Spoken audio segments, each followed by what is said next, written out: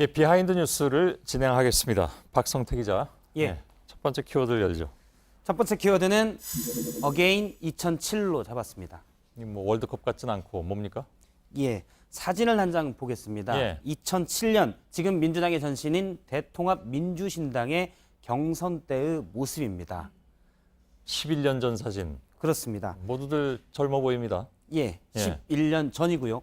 당시 경선에서는 가운데 있는 정동영 후보가 1위를 했었고 손학규 후보가 2위, 이해찬 후보가 3위를 했었습니다. 예. 물론 2007년 대선에서는 패했었는데요. 예. 그런데 이 세 명이 정치권 전면에 그대로 드러나고 있습니다.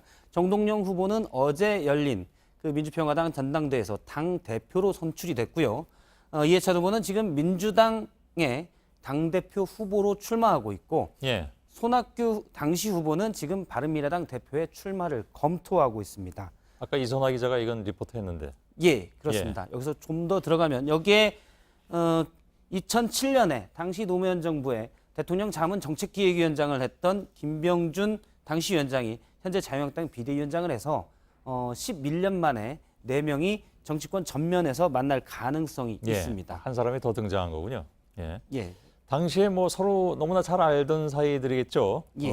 그래서 이른바 뭐 흔히 얘기하는 협치의 가능성 뭐 이런 것도 있습니까? 예, 이 부분을 좀 더 취재를 했는데요. 별로 없을 것 같아서 지금 비하인드 뉴스에 가져 나온 거 아닐까요? 조금 있습니다. 예, 그렇습니다. 협치의 예. 가능성이 지금은 뭐 상황을 좀 지켜봐야 할 텐데 예. 물론 11년 전 일이고 경선 과정이었지만 좀 안 좋은 일들이 많이 있었습니다. 예. 서로 친하지 않았던 것으로 보이는데요.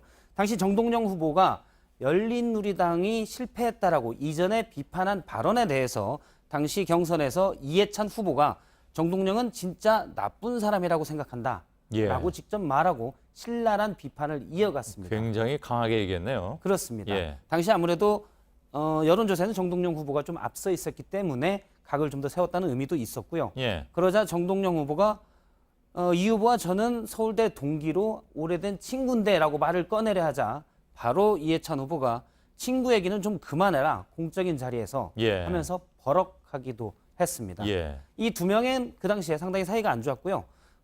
지금도 들어보면 스타일이 다르다라는 민주당 관계자들의 얘기가 있습니다. 그럴 수 있겠죠. 당시 손학규 후보도 정동영 후보가 조직 동원을 하고 있다면서 경선에서 서운하다면서 자택 집거하고 경선을 보이콧 며칠간 보이콧을 한 바가 있습니다. 역시 사이가 좋지 않았고요.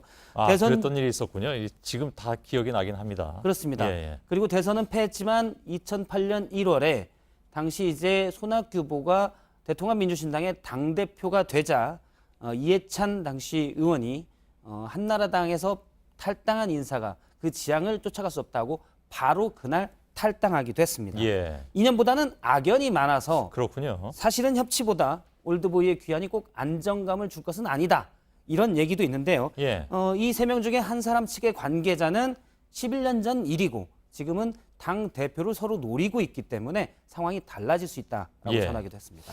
아니 뭐 정치는 생물이라니까 예, 뭐 어제 저기 오늘은 또 동지가 될 수 있는 것이긴 하지만 예, 일단 과거엔 저런 일이 있었다라는 것은 상기해 볼 만하긴 합니다. 그렇습니다. 예. 재미도 있고요. 예. 예.